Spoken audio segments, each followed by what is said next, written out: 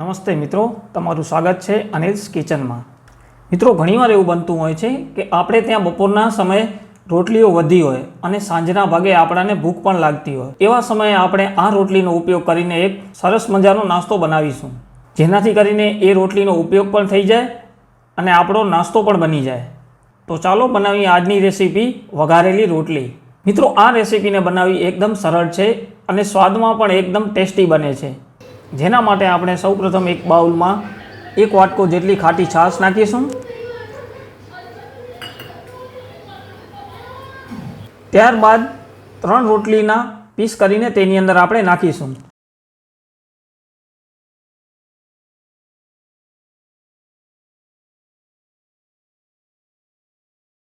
હવે ઉપરથી આપણે અડધો વાટકો જેટલી બીજી ખાટી છાશ ઉમેરીશું અને આને થોડી વાર પલાળવા દેશું।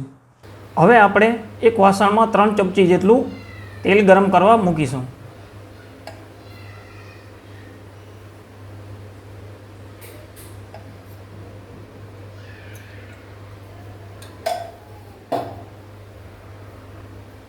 તેલ ગરમ થઈ ગયું છે। હવે આપણે આમાં અડધી ચમચી જેટલી રાઈ નાખીશું અને રાઈને બરોબર ગરમ થવા દેશું।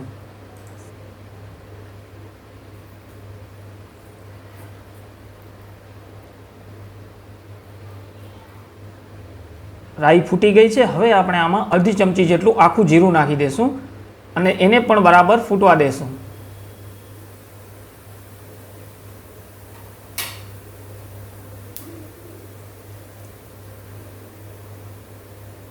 ત્યારબાદ થોડી હિંગ ઉમેરીશું।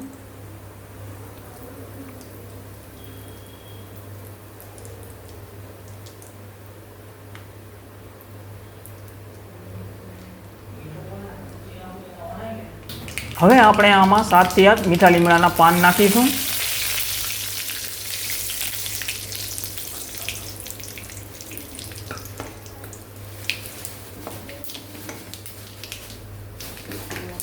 ત્યારબાદ 1 તીખું મરચું કાપેલું નાખીશું અને બરાબર મિક્સ કરી લેશું।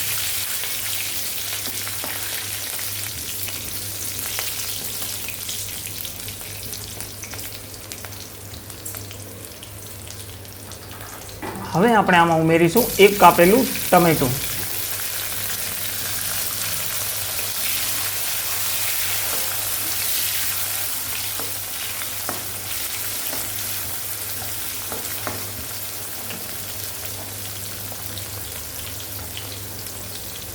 ત્યારબાદ આમાં નાખી દઈશું આપણે 1 નાની કાપેલી ડુંગળી અને બરાબર મિક્સ કરી લેશું આપણે આ વઘારને।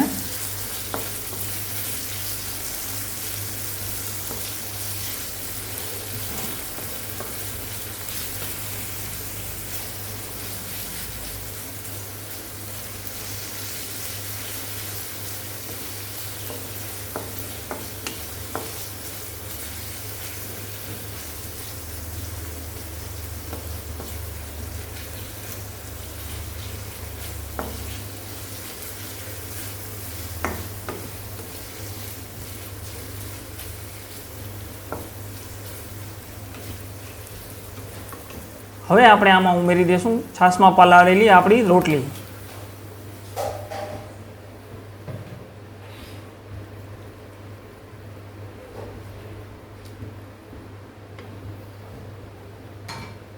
હવે આપણે આમાં નાખીશું થોડીક હળદર, અડધી ચમચી જેટલું કાશ્મીરી લાલ મરચું નાખીશું, થોડુંક ધાણા જીરું ઉમેરી દઈશું અને સ્વાદ અનુસાર થોડુંક મીઠું નાખી દઈશું। ત્યારબાદ આને આપણે બરાબર મિક્સ કરી લેશું।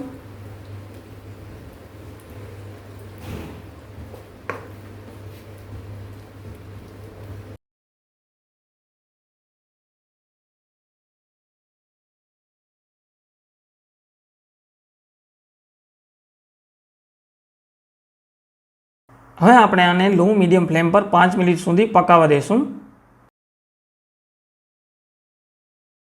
મિત્રો, 5 મિનિટ થઈ ગઈ છે। તમે જોઈ શકો છો કેટલો સરસ મજાનો નાસ્તો તૈયાર થઈ ગયો છે। મિત્રો, આજની આ રેસીપી તમને કેવી લાગી ચોક્કસથી મને કમેન્ટ બોક્સમાં જણાવશો। જો તમે આવા જ રેસીપીના વિડીયો જોવા માંગતા હો તો પ્લીઝ આજે જ અમારા ચેનલ લાઇક અને સબસ્ક્રાઈબ કરી દેજો અને બેલ આઇકનને દબાવી દેજો, જેથી આવનારા વિડીયોની નોટિફિકેશન તમને મળી શકે.